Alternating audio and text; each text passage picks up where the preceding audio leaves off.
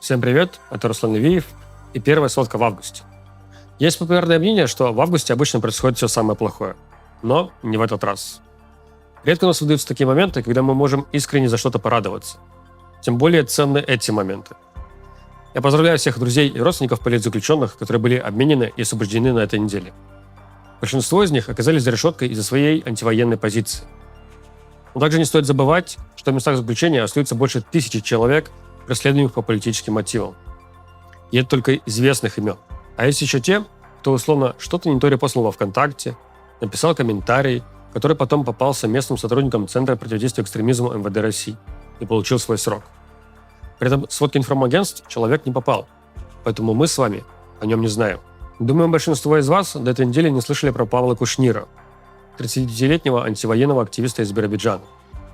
Павел по профессии был пианистом, окончил Московскую консерваторию, работал в Курской и Курганской филармониях, а в 23 году стал солистом Биробиджанской филармонии, в которой он собирался держаться надолго. Местные правоохранительные органы арестовали его из-за 4 видеороликов на его YouTube-канале, на который было подписано всего 5 человек.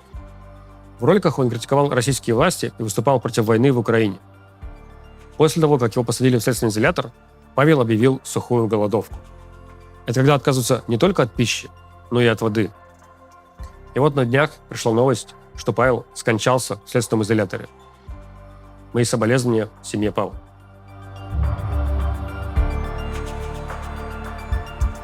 Прошедшая неделя каких-то сюрпризов по части изменений на линии фронта не преподнесла. Продолжается продвижение российских сил на Очеретинском направлении и на юге Донецкой области. Надежды на то, что ВСУ смогут выстроить линию обороны по естественной преграде в виде реки Волчья, не оправдались. Российские войска захватили поселок Веселое к западу от Очеретина и продвигаются далее вдоль железной дороги в сторону поселков Желанное и Сергеевка. Также они продвигаются чуть севернее, вдоль реки Казенный Торец, захватив поселок Тимофеевка к северо-западу от Лозоватского. На Торецком направлении армия России расширила свое присутствие в городе Зализное и поселке Пивничное. Украинский обозреватель Константин Машевец отмечает, что эти продвижения на Очеретинском и Торецком направлениях даются российским войскам большой ценой, как в плане техники, так и в плане личного состава. Поэтому в какой-то момент придется одно из направлений делать вспомогательным и перенаправлять ресурсы с него на основное.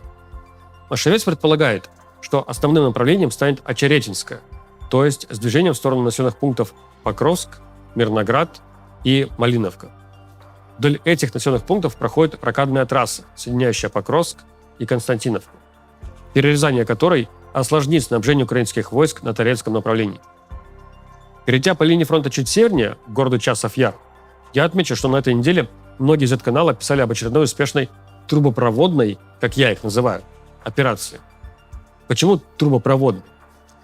Когда-то в боях за Авдеевку российские военные смогли расчистить подземную трубу, которая шла от их позиций до укрепрайона украинских войск в районе бывшей базы отдыха «Царская охота». Воспользовавшись этой трубой, российские войска смогли захватить укрепрайон. С тех пор еще 1-2 раза появлялись сообщения о применении подобной тактики на других участках фронта. Но подтверждения этому мы не встречали. И вот на этой неделе опять появились такие сообщения. Якобы российские военные воспользовались подземной трубой, пересекли канал Северский Донец-Донбасс, вышли в основной части города Часов Яр и теперь атакуют микрорайон Новый. Во-первых, мне сложно представить, что это за подземная труба такая, которая проходит под каналом Северский Донец-Донбасс. Во-вторых, позднее появилось видео, где российские солдаты действительно атакуют микрорайон Новый Часова Яра. Но на том же видео видно, что в основную часть города они попали через мост, а не подземную трубу. И в целом атака пока что получилась неуспешно. Так что сейчас такие трубопроводные операции являются популярной байкой среди российских военных. Юг Донецкой области остается одним из самых медийных участков фронта в плане количества видеозаписей, поступающих оттуда. Речь идет про район поселков Новомихайловка и Константиновка. Почти каждый день оттуда поступают видеозаписи колонн бронетехники российских войск, атакующих украинские позиции. За эту неделю, как и за неделю до этого, такая тактика не принесла российским войскам каких-либо результатов. На этой неделе вышел материал в издании «Важные истории», подготовленный совместно с нами, касающийся темпа вербовки добровольцев на войну. Если говорить совсем коротко, то российское правительство периодически публикует отчеты о расходах федерального бюджета. Взяв графу расходов на федеральные выплаты за подписание контракта с Минобороны России и поделив эти расходы на 195 тысяч рублей, то есть фиксированную ставку для всех регионов, которая была до недавнего времени, мы получаем количество завербованных людей. Итак, мы получили данные за 2023 год и за первый квартал 2024 года. Плюс для повышения надежности данных журналисты важных историй также изучили региональные отчеты, а также получили данные от своих источников. По итогу совместного анализа у нас с ними получилось, что в 2023 году темп вербовки составлял примерно 26 тысяч человек в месяц, а в первом квартале 2024 года чуть больше 21 тысячи человек в месяц. Те, кто следит за работой команды CIT, за моими публичными комментариями, могут вспомнить, как я не раз говорил, что меня удивляют заявляемые западными экспертами цифры вербовки людей в России на войну. В частности, это 30 тысяч человек в месяц для 2023 года и 20-25 тысяч в месяц для нынешнего года. В процессе подготовки совместной публикации с созданием важной истории мы также много подискутировали по этому вопросу и с ведущим западным военным экспертом по России Майклом Кофманом. Только после этих совместных созвонов я понял, что, во-первых, мы все-таки говорили о разных цифрах. Когда западные эксперты называли оценку в 30 тысяч человек в месяц для 2023 года, они имели в виду в целом приток новых людей на фронт. То есть это и бывшие заключенные, и срочники, которых принудили подписать контракт, и всякие добровольческие формирования, и те, кто поддался соблазну больших сумм и пришел в военкомат подписать контракт с Минобороны. Мы же называли оценку исключительно по последней категории, то есть количество добровольно подписавших контракт. Потому что только по этой категории были хоть какие-то надежные данные и отчеты, которыми можно оперировать. Во-вторых, после совместного исследования с важными историями и длительных дискуссий как внутри команды, так и с внешними экспертами, мы пришли к выводу, что все-таки мы ошибались в своих прошлых оценках где-то на 5 тысяч человек в месяц. То есть все-таки темп был несколько выше того, что называли мы. И в-третьих, как я и сказал в начале этой темы, по новому исследованию у нас получился темп 26 тысяч добровольцев в месяц для прошлого года и чуть больше 21 тысячи в месяц для этого года. Если мы добавим сюда бывших срочников и бывших заключенных, то, скорее всего, и получатся те самые цифры в 30 тысяч человек в месяц для прошлого года и порядка 25 тысяч человек в месяц для этого года. Что прямо совпадает с оценками Майкла Кофмана и других западных экспертов. И хотя мы видим проявление этих цифр на том же Очеретинском направлении, откуда регулярно показывают кадры большого количества наступающих российских солдат, этого темпа пополнения все равно не хватает для кардинального перелома ситуации.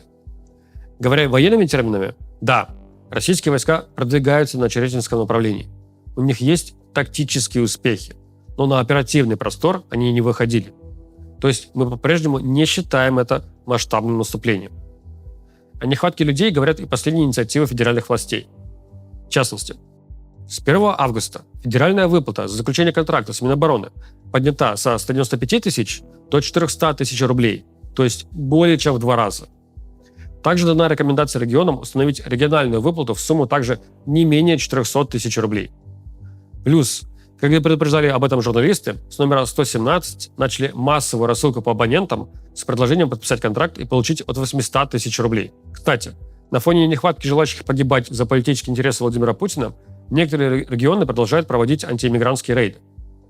Заявляемая цель – выявить тех, у кого есть второе гражданство, а именно российское, и которые при этом не состоят на воинском учете. Ну а тех, у кого российского гражданства нет, попытаться скредитировать подписать контракт с Минобороны с обещанием последующего получения российского гражданства. Итогом такой политики становится отток мигрантов из России, что приводит к нехватке рабочей силы во многих областях. И вот на неделе несколько регионов России столкнулись с тем, что в магазинах сети «Пятерочка» пропали продукты с полок. Владеющая сетью компания X5 Group объяснила это тем, что не хватает рабочей силы на распределительном центре в Ярославской области. Тем временем Нью-Йорк Таймс опубликовали статью, в которой с ссылкой на источники сообщают, что после ужесточения мобилизации в мае темп призыва людей на фронт в Украине составляет 30 тысяч человек в месяц. Остается вопрос с вооружением и обучением. Как заявил Владимир Зеленский в интервью изданию «Le Monde», у них сформировано уже 14 бригад, но вооружены только 3. Агентство Reuters пишет, что в России начали производить новый тип дронов, который визуально схож с шахедами, но производится из более дешевых материалов и имеет несколько другие задачи. В частности, их производят из прессованного пенопласта и бальсы, то есть дерева. Вместо боевой части такие дроны содержат в себе сим-карту и GPS-датчик. Данные о полете, видимо, передаются в какой-то военный штаб, где следят за тем, где закончился полет беспилотника. И так выявляют зону активного действия украинских систем противовоздушной обороны. Судя по всему, речь идет про беспилотники Гербера, которые разрабатывают в Алабуге, как и шахеды. Украинские военные отмечают, что такие беспилотники летают вместе с шахедами и отвлекают огонь на себя. Поскольку в небе они неразличимы, на них также приходится тратить ресурсы ПВО. И вот именно в контексте российских беспилотников, а также крылатых ракет, надо рассматривать варианты применения украинских F-16. Сразу отмечу, что надежных данных, что F-16 точно прибыли, пока нет. Про те фотографии, которые цитировали в интернете на этой неделе, говорят, что это фотошоп. О прибытии F-16 в Украину также писал министр иностранных дел Литвы, но он мог написать это, просто прочитав статью в Bloomberg, которая, в свою очередь, ссылается на некие источники. На этой неделе я встречал мнения западных и украинских чиновников о том, как будут применяться F-16. Кто-то писал, что они будут летать к самой границе с Россией и стрелять по военным объектам на территории России.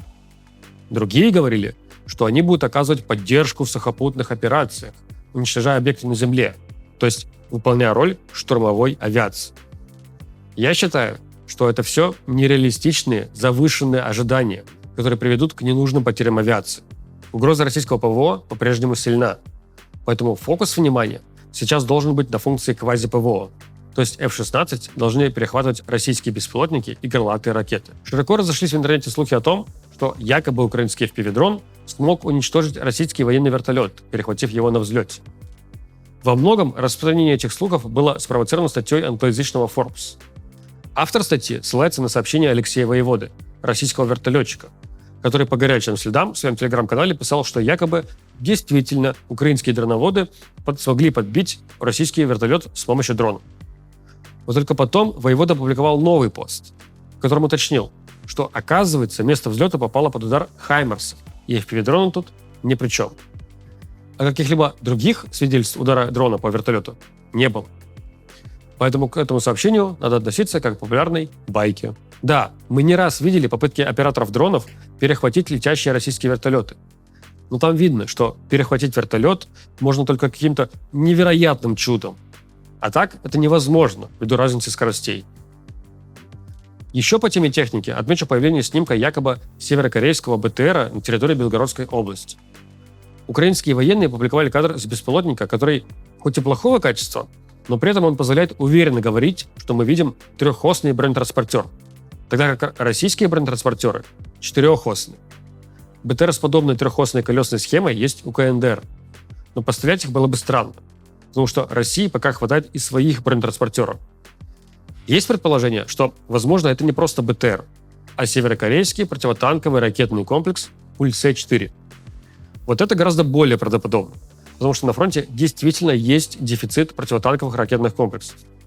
На данный момент будет неправильно утверждать, что Северная Корея поставила Пульсе-4 России, поскольку кроме этого мутного кадра у нас пока ничего нет.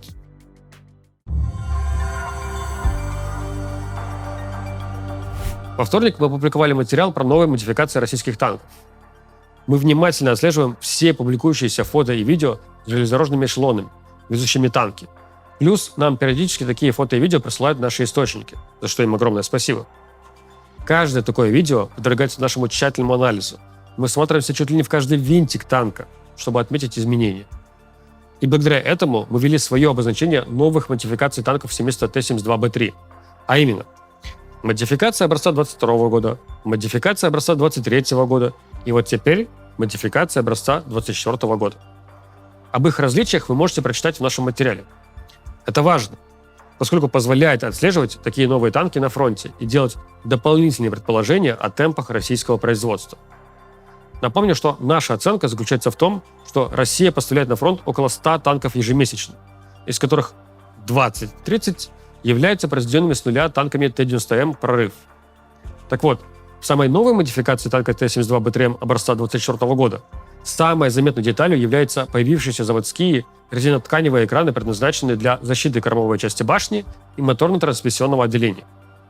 Эта модификация появилась этим летом, и пока что на фронте мы ее не видели. Одновременно с этим появились фотографии аналогичного решения с резинотканевой защитой на свежепроизведенных танках Т-90М, а также на модернизированных Т-80 БВМ. Вас, наверное, как всегда, мучит уточняющий вопрос. А хватает ли 100 танков в месяц для фронта? Не особо. Вспомните потери бронетехники, которые я вам много раз освещал в рамках только одного направления, а именно юга Донецкой области. Но что особенно важно, дефицит танков и прочей техники, темпы ее производства являются серьезнейшим препятствием для возможной второй волны мобилизации, если она когда-то будет. Потому что в текущих условиях производить еще 300 тысяч человек на фронт можно, но вот вооружить их нечем.